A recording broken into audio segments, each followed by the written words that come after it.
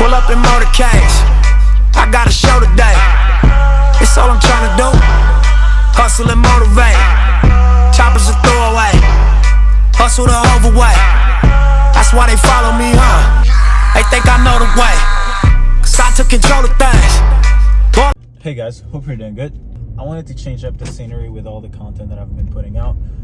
I'm tired of shooting content from my condo. Okay, I think it gets redundant and it gets a bit boring for you guys as well as for me.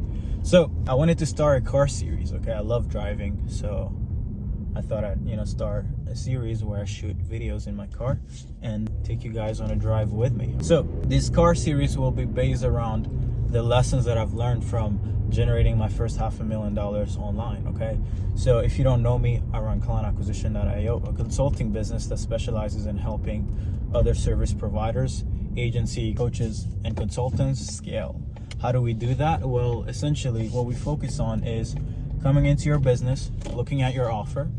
If you have a shitty offer, we'll either improve it by helping you create new sales arguments, or we will literally give you a new offer to sell. Okay, an example of a new offer that we're giving to people is that agency owners who are focused on paid advertising, we're actually getting them to launch TikTok as an offer, because we just had a customer take TikTok as a service with paid ads as well as UGC. He took it from $0 to $60,000 per month in under 2 months. Okay, which is pretty ridiculous. So that's an example of something that we help you do.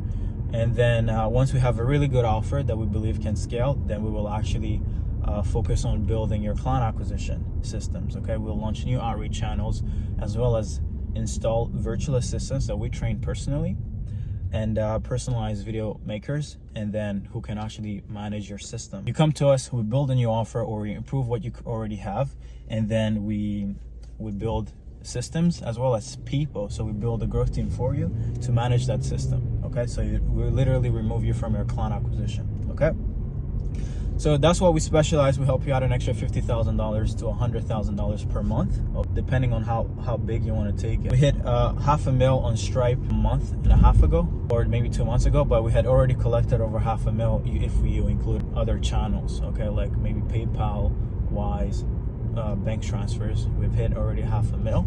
But yeah, so we crossed $500,000 on Stripe, and so I thought I'd actually share with you guys lessons, like what are the things that if I had to go back into beginning of 2021, what are the things that I would focus on to help me achieve the success that I've achieved recently, but achieve it much earlier, right? Just to give you context on where we're at right now, just last week I think we hit 48,500 in sales. So we almost did $50,000 in a single week. So that just to tell you like where I'm at with our consulting business. We do everything through outbound. We don't really spend much money on advertising. We recently started spending money on ads, not necessarily because I want to get like booked meetings from ads, but because I want to get my brand out there. I want to build a brand. I want to make sure that people know me, and I want to generate attention. Everything we do is strictly through outbound prospecting, just like the stuff we help our customers install. In the first video, one thing that I wanted to share is probably the most important thing around scaling a business past 7 figures, even 8 figures or 9 figures. And it's something that I've learned recently, because if you look at what we've evolved with revenue, 60% of the $500,000 that I've generated, not I, but our team, which is actually the first lesson, is team building, has been generated probably in the last like 5 months, right? And the reason why we've seen such a fast growth in the last 4-6 months is because I've stopped focusing on being the person to actually scale our business. Okay, I've started focusing on making sure that we have departments within the business, and departments where I have leaders that actually make decisions for each department, where everyone is accountable for their own department. Okay, before that, what I used to do when I was, let's say, running my appointment setting agency, for those who don't know me, I actually started up with an appointment setting agency, which is where I gathered all the knowledge I have around, filling up someone's calendar. And I used to have 10 virtual assistants that used to do the work for me. I used to manage over 23 customers every single month. Okay, I used to take sales calls. I used to book most of the meetings. I didn't have an actual virtual assistant or an outbound prospector for me to book meetings. I used to book the meetings. I used to close the meetings. I used to manage the clients. I used to set up the strategies to get customers results. Okay, it was a one-man team, and I had Reg, who's now our CFO. She's from the Philippines. She started out as a VA, but now she's transitioned to CFO, and she also manages the operations of virtual assistants. Okay, but I used to do everything, right? And I got to a point where I was making 30K per month, right? But I felt so exhausted. I felt so overwhelmed to the point that I felt like, how is it that people are making 300 grand a month? You know, like I'm not even able to sleep well at night, making 30K a month. Like, how can I sustain more scale, right? I could have scaled the appointment setting agency, pretty well, even past 7 figures. But I just realized that like the model that I had was not really scalable or scalable efficiently, right? The goal is not just to scale and make a bunch of money, it's to scale and make a bunch of money without necessarily being stressed and being overworked all the time, okay? So I ended up switching to this consulting model, but even then I was still taking calls. I was still generating my meetings. I was still putting out content. I was still taking care of customer support. I was still taking care of, all the little bullshit stuff that has to be done, right? And the most that I have ever taken the company to was 70K in revenue per month, as well as maybe 55K collected. So I've never actually taken it to 6 figures per month myself. So although I was able to scale it to 70K per month, the whole acquisition was handled by me. To be honest, I was making pretty good money, right? Because my operation was probably costing me less than $10,000 a month. I think the real cost, the cost of goods sold, if you put in employee salary, it was probably less than $9,000, guys.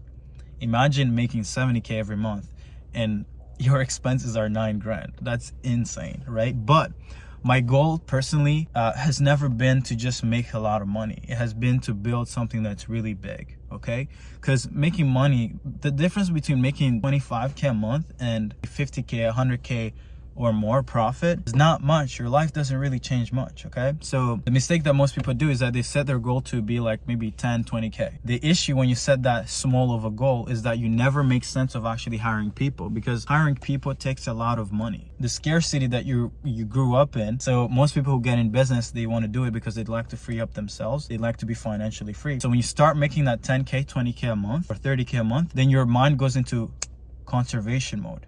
So now you go from chasing bigger dreams to wanting to hold on to the thing that you've just recently accumulated, which is that 10K, 20K a month mark. It's good that you're making good money. Like I was making, let's say if I was generating 70K and then we were collecting like 50K or 55K, and I was expensing 9K to salaries, products, or SaaS tools that we use, and profiting like an extra 40K a month. That's a lot of money, guys. But I was a slave to my business. The goal is not to just make money, guys. That's where you guys have it all messed up in your mind. The goal is not to say, oh, I'm profitable. No, the goal is to say that you can make money without having to wake up. That's what being a business owner is. Being a business owner means you own the system. You're not in the system. For me right now, which is, I don't know how to explain this, but you don't get to a level where you own a business without changing your mindset. So you have to first stop wanting to be so profitable all the time and actually prioritize being free from having to work in the business. I don't care how much money you're making every month. If you have to do certain activities within the business, then you're still a slave. You're a slave to your business. You just have a good paying 9 to 5, even if it's your own 9 to 5. Okay, so for me, I made the decision that I wanted to blow up. I was tired of just being a highly paid employee. I was my own slave. I was the master and a slave at the same time. I don't want to do that. I don't just want to be someone who's well paid. I want to be someone who gets to ascend, level up. So the decision of mine was to take client acquisition to $250,000, but I really want to take it to 8 figures. What I did was I simply looked at, hey, what does a 8-figure CEO do? Well, I ended up realizing that, all they have to do is manage leaders. The first thing that I delegated was outbound prospecting. So I was like, I need an army of appointment setters. I hired the first person. She ended up being really great. So now I was like, okay, can I duplicate what she's been able to achieve and turn her into a leader and have her be the leader of the growth team? Boom. Okay, so now that department is built. Now the next thing that I have to build is customer support, because customer support is important, but it doesn't necessarily have to always be done by me, because all I can do is just train someone, have someone shadow me all the time, give them all the knowledge that I have access to, so that he can be there for my customers 24/7. And that's what I did. So I trained Haisam, and now he's able to support our customers probably even better than I can. Okay, so now that's another leader within customer support role, right? Eventually, if we want to scale that side of things, then he will be the leader, and then he'll just train other people beneath him. Now, customer support is handled. Then the next thing that I have to do is I need to worry about operation and systems and find a systems integrator. So I ended up hiring someone else. When you look at a system, the most important thing is making sure that the constraint of your system are elevated, and the throughput is just how much stuff can actually go through that thing. If you're someone who's wanting to scale a business, you really have to understand operation, and you really have to understand, you have to be able to think in systems, because if you can't, then you'll never actually be able to scale your business. I hired someone to take care of that, and to also take care of integrating, all the software that we use, go high level campaigns, all that stuff, because I don't even want to be good at it. I'd just rather have someone who takes care of it. So I ended up hiring someone. So now all the systems are handled. I just have a vision, and I'm like, hey, can we improve this way? And then she goes in, and then she implements everything. Okay, so now operation and systems are handled. And then we also have another side of operations, which is virtual assistants, because we have a community of VAs that we train. And then Reg handles that, but she also handles finances. Okay, so I don't really track all the money that we're making. I just ask for a weekly report on how much money we spent, how much money came in every single week. We also make sure to pay our Amex. She takes care of everything. So I literally just get reports on how much money was made, how much money was spent, and how much profit we have. Although I don't really mind profit. I don't really care about profit, because my goal is to scale the top line. If we get to $250,000, trust me, even if I'm profiting 50%, it will still be good, or even 40%, or even 30%. It's enough money, guys. Like, you don't need much money to live off, right? So I rarely ever worry about profit so much. My goal is to elevate the system to its peak, and then I can now start trimming the fat. Okay, so if you're an agency owner, or a coach, or consultant, if you just learn the different stages of how I went about hiring people, I recommend that you do the same. You start with systematizing acquisition and attention, because you need attention all the time. It's not just something you do when you feel good. It's something that has to be done every single day consistently. Once you're done with that, you need to make sure that you can delegate customer support, because that's important, but it doesn't have to be done by the actual leader. Of course, I still support our customers. I'm still there 7 days a week, but my power is into thinking. So the most leverage is me thinking and setting a vision, right? So if I'm always there just supporting people, just doing the work, working in the business, then the business doesn't actually grow. So that's why I recommend that you delegate that. And then you need to find someone who's good at operation and who's good at systems, who can take care of all the systems, all the softwares that you need to think, all the setups, all the email stuff, all the rules that you have to follow. I don't want to take care of that. Okay, I'd rather delegate it. And that's what I did. Now, the last thing that you need to be good at is aligning incentives based on the position. Let's start with growth specialists. Appointment setters should only be incentivized on the thing that they can control, which is how many meetings are booked on a calendar. So for our growth team, I pay them a base salary. If you want to know how much I pay them, I pay $1,000 base salary, and then I give them $50 per qualified show. Okay, so every qualified lead that they book on a calendar that ends up showing up, they get $50. Okay, before, what I used to do is I used to incentivize them based on the size of the deal that closes, that they booked in, but they don't really have control on closed deals. And yeah, they could potentially make more money over the long run, but I ended up realizing that they have to hope that the closer closes the deal. One thing that I actually forgot is to mention that I delegated the sales side of things, so I don't really sell much. I just have someone who sells. Hassan, he's an actual customer of mine who decided to join client acquisition. He takes care of all the sales. So his incentives is he gets paid a certain commission percentage of the deal that he closes. Why? Because he controls that side of things. So it's stupid to try to pay someone, let's say if you have an outbound specialist and you pay them a base salary and no bonus based on results, then why do they have to go above and beyond? They won't do it. It's always good to know how to align incentives, because if the incentives are aligned properly, I promise you, your business will scale without you having to worry about anything. So for me, meetings just flow through every single day. Why? Because every time that they get a result, they get paid more. Same thing for the sales side of things. For operation is a bit tricky. The way that I set it up is that I align incentives based on constraints that get elevated. So if our operation, if I know that, hey man, we can only onboard like 5 customers a week, well, for this quarter, I'll tell someone who takes care of operation, I'll be like, hey, for this quarter, I want to make sure that we can elevate that constraint to 10 people a week. And then they have to go in and think about how we can actually set that up. If at the end of the quarter we hit that goal of elevating the system's constraint, then they get a bonus. Maybe I might pay them a few extra $1,000 just to thank them. So now their target is around the thing that they can control, which is elevating the constraints, because their role is someone who manages the operations, okay, and who sets up the systems. Same thing for a CFO. I'll just give them a mission and incentivize and align their incentives on the mission. It's not just good to give people like a salary. A salary is not enough. That's not the incentive. Incentives need to be aligned to a specific goal and to something that's specific that people can control, okay? So if you understand incentives, I think you can build any business. So for me, my goal is to literally make sure that people get rich when every goal that I give them is hit. So outbound specialists, they get paid, they get richer the more meetings they book. The sales guy get richer the more deals he closes. The person who's managing operations gets richer and gets happier by making sure that we can handle more and can serve more customers. The person on the finance side of things get paid more. The more we reduce our expenses, the more we track everything. Now, the only thing left for me as the decision maker is how good can I be at finding talent and giving them a mission, giving them a vision that gets them excited to actually do the work every single day, okay? And this is what business building is. It's so simple. You guys complicate it so much. You guys are stuck in the trenches wanting to be, oh, I want to be the best appointment setter. I want to be the best media buyer. Oh, I'm good at sales. Okay, cool, whatever, great job.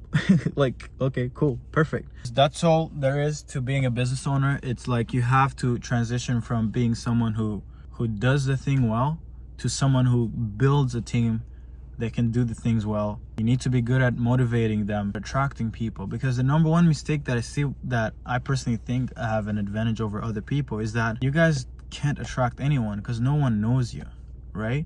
The number one key to attracting talent is people need to know you, and you need to put out a persona that people would like to be around. Most of the people who are part of my team are not part of my team because I pay them the most amount of money. They're part of the team because they believe in my vision, the vibe that I share.